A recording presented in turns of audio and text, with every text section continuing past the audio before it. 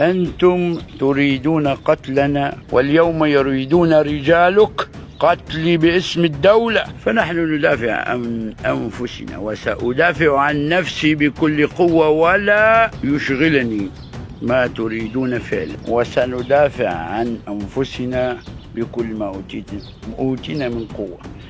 أنتم فاسدين.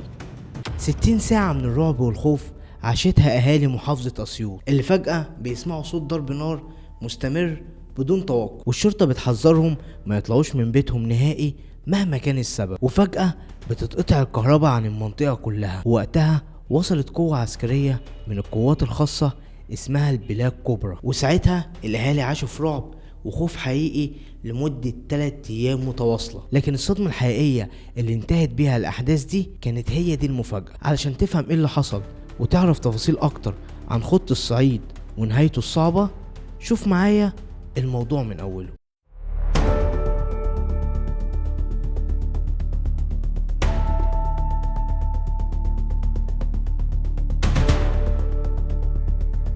الحكاية بدأت في منطقة اسمها ساحل سليم في مركز العفادرة بمحافظة أسيوط، والمنطقة دي مسيطر عليها واحد اسمه محمد محسوب، ومسمي نفسه خط الصعيد، وده مصطلح قديم معناه أخطر واحد في المنطقة. وده لأن محمد محسوب كان عنده رجالة كتير، وده يعتبر جيش كامل مسلح كان بيحميه هو وعيلته. ومحسوب اتجوز كذا مرة وخلف اكتر من 13 ولد، وكل عيلته واخواته وقرايبه شغالين معاه في التجارة بتاعته. والحقيقة ان محمد محسوب ما كانش سايب جريمة او مجال ممنوع الا واشتغل فيه، وده لانه بيتاجر في السلاح والمخدرات بكل انواعها، وكمان بيتاجر في العملة الصعبة. ده غير كمان الجرائم اللي كان بيعملها زي السرقة والنصب والقتل والحرق. وطبعا لما كان اي حد بيضايقه هو او حد من عيلته كان بيقتله فورا، لان عيلة محسوب ما كانتش بتتكلم غير بالسلاح، فكانت الناس كلها عايشة في رعب، وكلهم كانوا بينفذوا اوامره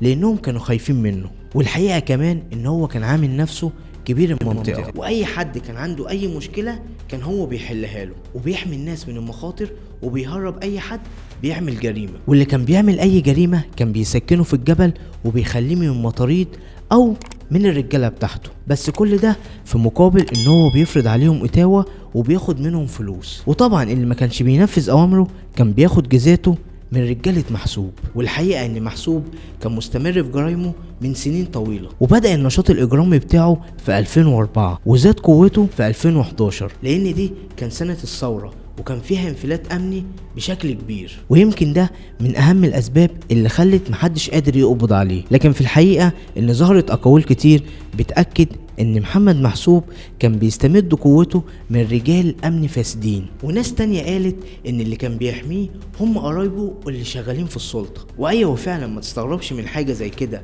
لان عيلة محسوب كانت شغالة في كل المجالات، ومنهم ناس مستقرة في اليونان ودول اجنبية تانية، وكان بيبعتوا ليه الدعم والمساعدات من بره. ويمكن ده اللي خلى لمحمد محسوب سلطة كبيرة محدش قادر عليها. وكان فيه 5 محاولات للقبض على محمد محسوب في السنين اللي فاتت، لكن للأسف كلها كانت بتفشل، وكانت بتنتهي بشكل مأساوي، لأن الضحايا بيكونوا من مدنيين اللي عايشين في القرية بتاعته، وهم دول اللي كانوا بيدفعوا الثمن من حياتهم. وتسجل ضد محسوب حوالي 50 قضية بمجموع أحكام 191 سنة سجن، لكن طبعا ما عرفوش يقبضوا عليه علشان يقضي الاحكام دي. والحقيقة ان محمد محسوب كان عامل لنفسه امبراطورية كبيرة من الاجرام، وكان عارف ان الشرطة مش هتقدر تقرب له او تضربه هو ورجالته طول ما هو قاعد وسط ناس مدنيين كتير. علشان كده كانت الامبراطورية بتاعته بتكبر يوم بعد يوم. لكن تعالى كده نشوف الامبراطورية بتاعته دي كانت مكونة من ايه. محمد محسوب كان عنده فدان كامل وسط القرية، وكان باني 3 بيوت كبار جنب بعض في الفدان ده، وكان ساكن فيهم هو وعيلته كلها واولاده وزوجاته، وكان محوط المنطقة بتاعته بسور كبير وحواليه اسلاك شايكة، وكان بيكهرب السور ده بالفولت العالي علشان لو حد فكر ان هو يلمس السور يموت على طول. وكان حاطط بين السور قنابل وانابيب بوتاجاز. وطبعا ده غير الناس اللي كانت مسلحة اللي واقفين حوالين السور، وبكده محدش يقدر يقرب من الحصن بتاعه ابدا. والحقيقة ان بالرغم من كل التحصين ده محمد محسوب كان بيقعد على طول في الجبل، وكان بينزل من الجبل يزور اهله ويرجع تاني على الجبل. علشان كده بنى الحصن بتاعه قريب من الجبل علشان يطلع ويرجع تاني على طول. والحقيقة ان محمد محسوب كان محبوب من بعض اهالي القرية، وده لانه كان بيساعدهم وبيدافع عنهم، وكانوا مسمينه الكبير بتاعهم. ويمكن دي من الاسباب اللي محدش كان بيبلغ عنه، وكمان كانوا خايفين منه لانه ممكن يقتلهم هم وعيلتهم، خاصة وانهم متأكدين من ان الشرطة جت كذا مرة عشان تقبض عليه وفشلوا. وفي يوم حصل خلاف ما بين عيلة محسوب وعيلة علوة جارهم، وكان الخلاف ده على حتة ارض كل واحد فيهم كان عايز ياخدها. وقتها طبعا عيلة محسوب هي اللي استولت على الارض، لكن عيلة علوة قرروا ان هم ينتقموا منهم ويتعاونوا مع الشرطة علشان يقبضوا عليه ويتخلصوا منه. وساعتها بتتفق عيلة علوة مع الشرطة انهم اول ما يشوفوا محمد محسوب نزل البلد يبلغوهم على طول. وفعلا يوم 15 فبراير محمد محسوب بينزل على بيته، وساعتها الكهرباء بتتقطع. ومش بس الكهرباء اتقطعت على المنطقة دي، لا ده اتقطعت على 3 مناطق جنب بعض، وده لان الشرطة حصرت بيت محمد محسوب وعيلته بالكامل علشان يقبضوا عليه وما يعرفش يهرب منهم المرة دي. وده علشان توقف الكهرباء اللي في الاسوار اللي حوالين بيت محسوب، علشان يعرفوا يخترقوا الاسوار دي ويهدوها ويحاربوا محسوب. في الوقت ده محمد محسوب بيقرر ان هو يحارب الشرطة بطريقة تانية، وبدأ يعمل فيديوهات لايف ينشرها على الانترنت وعلى كل وسائل التواصل الاجتماعي، وبيقول في الفيديوهات دي ان الشرطة عايزة تقبض عليه. رسالة إلى رئاسة الجمهورية بقيادة الرئيس عبد الفتاح السيسي القائد على القوات المسلحة ورئيس للجمهورية والمسؤول الأول عن أمن وحماية هذا الشعب. هناك حملة أمنية بقيادات من وزارة الداخلية تقوم باقتحام منزل، وهذا هو منزل الذي يدعون أنه بؤرة إجرامية مسلحة بدبابات ورشاشات وطيارات، وإنهم لفقوا ليه تهم لأنه كان بيحارب الناس الفاسدة اللي موجودة في الشرطة. واتهم كمان ضباط شرطة محددة بأنه لفقوا ليه أكتر من 500 قضية، وهو ما عملش أي حاجة في التهم دي. عليه مدافع الهون والدبابات والرشاشات، وما يدعي محمد سيف وما يدعي مصطفى هاشم الفاسد الذي قبض من الخصم مبلغا مالي لقتلنا، والله لن تستطيع أنت وكل القوات التي تأتي بها. وكمان بيقول في الفيديوهات بتاعته إن الشرطة محاصرة بيته وبتضرب نار عليه هو وعيلته، وفي العيلة بتاعته في أطفال كتير لأنه كان متجوز كذا واحدة وعنده 14 طفل موجودين جوه البيت ده. وكان بيطلب من اهله اللي في اليونان ان هم يساعدوه لانه هيحارب الشرطة بكل قوته وبكل رجالته لحد اخر نفس فيه هو وعيلته. واناشد ابنائي في اليونان واولاد عمي إذا تمكنوا من قتلنا فهناك 5 6 من أبناء علوة، لا تتركوهم أحياء. لكن الشرطة قدرت إن هي تنتصر عليه ويقتلوه. وقبل ما الشرطة تنتصر عليه ويقتلوه كان بيطلب من بقية عيلته اللي موجودة في اليونان إن هم ينتقموا ليه. والشرطة كمان قطعت عنه كل الخدمات حتى الإنترنت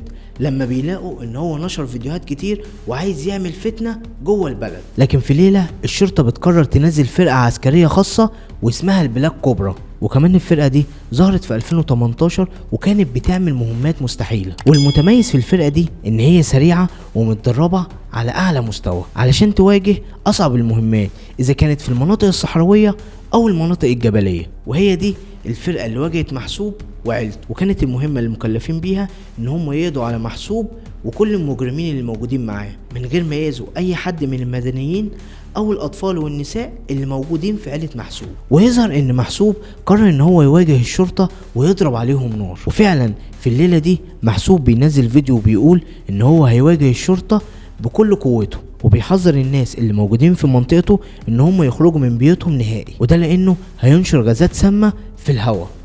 فيا كل أهل القرية ابتعدوا عن مكان تواجد القوات، فهناك مواد سامة في الرياح، إن قاموا بالتعدي علي وعلى أسرتي المكونة من 13-14 طفل وامرأة سأنتقم منهم، أنا لا أخاف ولا علشان يحارب بيها رجال الشرطة ويحمي بيها عيلته. وفعلا في الليلة دي بتتقلب القرية لجحيم، وضرب النار بينتشر في الجو وبيفضل لطول الليل، وبيكمل كمان لأكتر من 60 ساعة.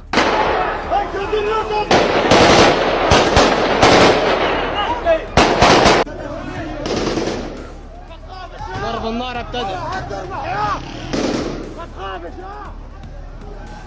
هو حد يربح يا هو حد يربح تعالى.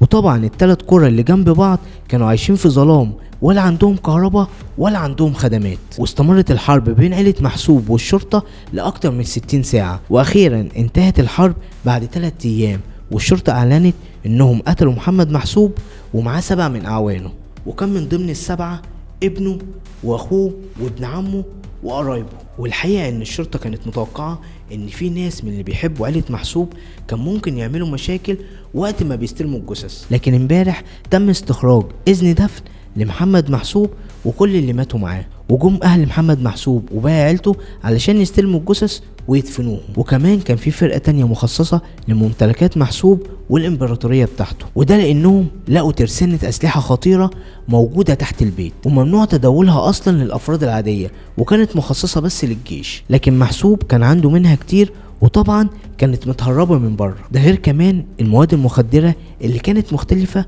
واللي كانت بكميات كبيرة. وطبعا الشرطة حرزت كل الحاجات دي، وأمرت قوة من الشرطة بتدمير الإمبراطورية دي أو الحصن ده علشان محدش يقعد فيه بعد كده ويفتكر نفسه خليفة الخط بعد محسوب. والغريب إن محمد محسوب بدأ الجرائم بتاعته من 21 سنة، يعني من 2004. والأغرب من كده إن في السنة دي تم القبض على عزت حنفي، وده كان آخر خط للصعيد ظهر قبل محمد محسوب. كان برضو معروف عليه نشاطه الإجرامي اللي استمر لسنين طويلة. والحقيقة إن قصة حياة عزت حنفي آخر خط للصعيد قبل محمد محسوب اتصورت في فيلم الجزيرة الجزء الثاني، علشان كده الأقوال ظهرت إن الجزء الثالث من فيلم الجزيرة هيمثل حياة محمد محسوب. لكن بيفضل سؤال واحد: هل موت محمد محسوب نهاية خط الصعيد، ولا هيظهر ناس تانية ويكون فيه أحداث تانية؟ لو وصلت لحد هنا ما تنساش تعمل لنا لايك وتشترك في القناة وتكتب لي كومنت حلو زيك، واشوفكم الفيديو الجاي. سلام.